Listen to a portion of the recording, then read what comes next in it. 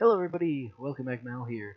So today, well, I bought some Christmas containers for World of Warships, and I bought the $3 Santa crates, the big Santa crates. I got 20 of them, and this is one of the ships I got from them. I say one of the ships. I got four.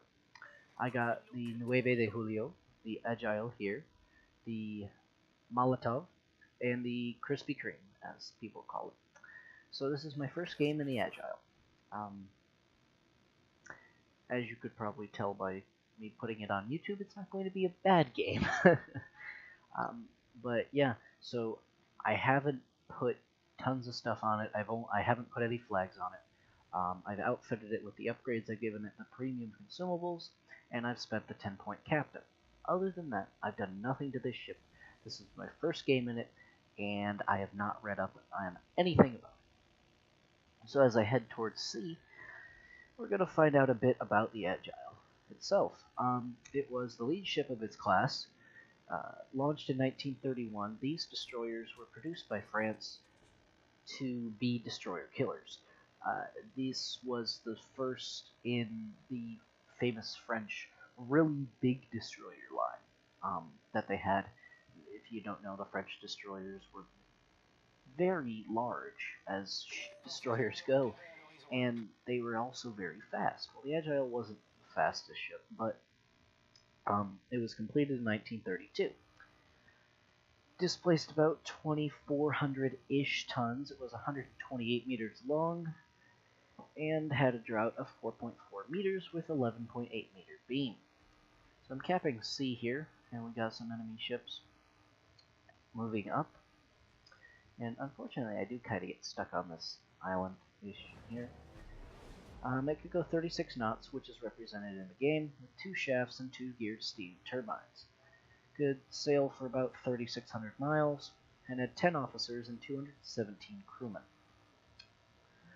It was armed with 5 single 138.6mm or 5.5-inch guns, and a couple AA guns here and there on the ship, as well as triple 550mm torpedo tubes and depth charges. Now, the guns on the ship are quite interesting, as they are quite big for destroyer guns. 5.5-inch guns, that's almost cruiser levels of gun. Levels of gun, yes. I mean, the Cleveland has 6-inch guns, and, that's light cruisers that are generally armed with 6-inch guns, like the Leander, right in front of me here, about 7 kilometers out, does have 6-inch guns. So these are really big guns for destroyers. I know the American destroyers have 5-inch guns. The Japanese destroyer have 5.1-inch guns. That's American destroyers from, I think, the Nicholas onward, as the Clemson has 4-inch guns. So I launched my torpedoes at this Leander here, and I am activating the speed boost to get the heck out. I dodge. And as you might hear, these guns... Well, okay, first of all, I activate the speed boost, then immediately slow down because of the island. These guns sound like they're punchy. And they are. You get about 300 average damage with a good hit there.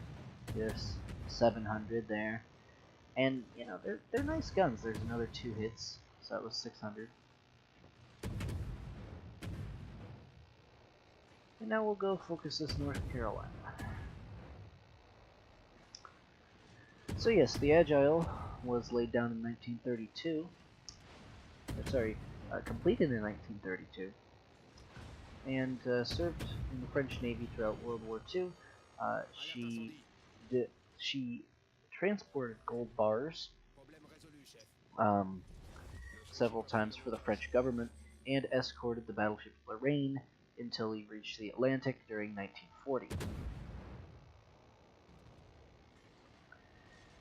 Agile was deployed most of the time in convoy escort duties between North African ports and Marseille. The last participated operation was the raid on Genoa on the night of the 13th and 14th of June as part of Operation Vado, when she fended off attacks against Italian torpedo boats. After France surrendered, she served with the Navy of Vichy France and was scuttled at Toulon on the 27th of November 1942. Later refloated, she was sunk a second time at Toulon by U.S. Army Air Force bombers on the 24th of November 1943, not 1933, and her wreck was later salvaged and scrapped. So I've been pouring fire into these two battleships here, as the 3rd North Carolina comes in, and that Leander gives me a nice smoke. And we are going to advance up and hopefully try and put some fire into these guys. A lot of guys are hanging back though, unfortunately. But we got a nice little crew here. Me and this Leander and possibly King George and the Key. And I'm looking at... Whoa, I'm detected. Hang on a second here. That's the Bismarck. Okay, I'm behind the island. That's good. And I've... Oh, a Fubuki. Okay. Let's see how good these destroyer guns are at killing destroyers. That's 600 right there by one shot. That's nice. I got his... What looked to be his engine there. He's probably repaired that by now. And he set me on fire. I've repaired that.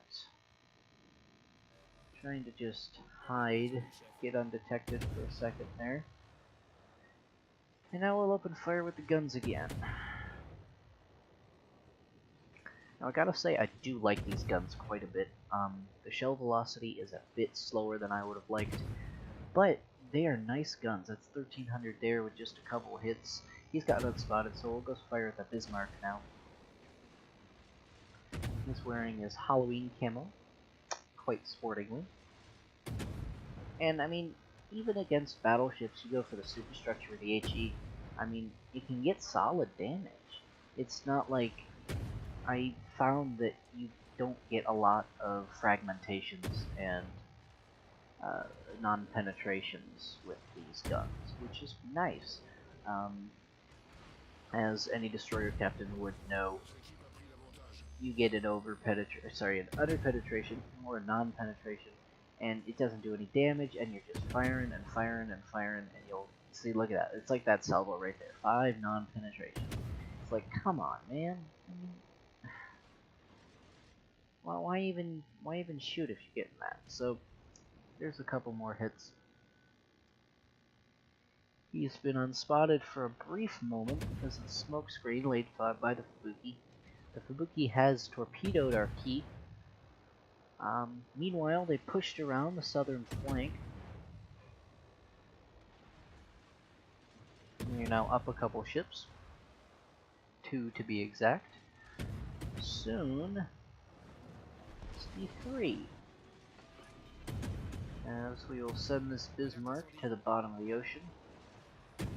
That salvo there. And as the man speaks in French very valiantly, we open fire on the Fubuki. Coming in closer here. Don't know why he's trying to pick a gunfight with another destroyer. Don't know why he's firing AP either. But you know, whatever. I was gonna say whatever floats your boat, but his boat isn't floating much longer. So turn the ship around, get some torpedoes out against this North Carolina. Smoke up because he's being spotted by the Massachusetts and possibly the Leander as well there. So this is an offensive smoke, which is always nice to get. One thing that I don't really like about this ship is a very slow, it seems, turret traverse speed. I mean, for me, who's played American destroyers and Japanese destroyers, it still just seems really slow. I mean, I understand it. As we strike a torpedo there. These torpedoes are very nice, though. But yeah, the gun traverse is not good at all. Use your captain skills, get that up as much as you can. The torpedo, 7 kilometers, pretty quick. always nice to have. As we continue to pour fire into this North Carolina, and I'm getting solid damage just into the superstructure here. 300, 600, 300, and this North Carolina is going to try and ram the Massachusetts. Didn't turn enough there, and we're going to get him with the salvo.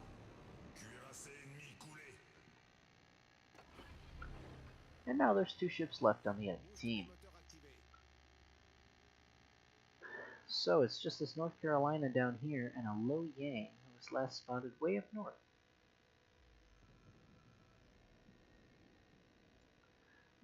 We're holding 2 caps currently, and we're ahead by about 600 points. The Lo Yang has started the cap of C. Meanwhile, our Kaguro over there is heading for A, while me and this Massachusetts and our Leander are heading after this North Carolina. Now, it probably would have been smarter for me to go for the Lo Yang. However, I wasn't really thinking about it. You know, I just thought, oh, I was kind of tunnel visioning a bit here, and was like, oh, North Carolina, he's our next target. You know, pretty close. I could see him when I was shooting at the previous battleship. And I'm like, okay, I'll go for him, because he's right there. You know, I can see him. So we're pouring fire in along with our Massachusetts, who's gotten very close. Secondaries are opening fire at me. And that's another torpedo hit. 14 grand on these things. The fun fact, these torpedoes have the most damage for torpedoes at tier 6 launched by ships. Which is great, as I nab the kill on that North Carolina. Yeah, these torpedoes do the most damage of torpedoes at tier 6, which is pretty nice. Even though they only have a range of 7 kilometers, they are pretty quick. I have taken Concealment Expert on the ship, so that's why my concealment range is 6.8 kilometers. I believe it starts out around 7.5-ish. But I always like to get that down no matter what ship you're in. The closer you can be in a smaller ship, the more accurate your gunfire is. And that goes for bigger ships as well. Now I'm just going to spoil the rest of the game for you. This Lo Yang runs, and we win on points. So, that's 91,000 damage, 4 kills. For the first battle in the French destroyer Aigle. 216 hits, which is pretty nice. If you go up and look at these hits themselves, I mean, 136 penetrations. That's not bad. You know, that's more than half of my hits penetrated did damage, which is always good with a destroyer. As I said earlier, you get a lot of non-penetrations, bounces, all that crap. But yeah, 2 fires, 4 kills, capture, 2 torpedo hits, 216 main battery hits, 91,000 total damage in the Aigle. Hope you guys are having a good day, and I'll see you next time.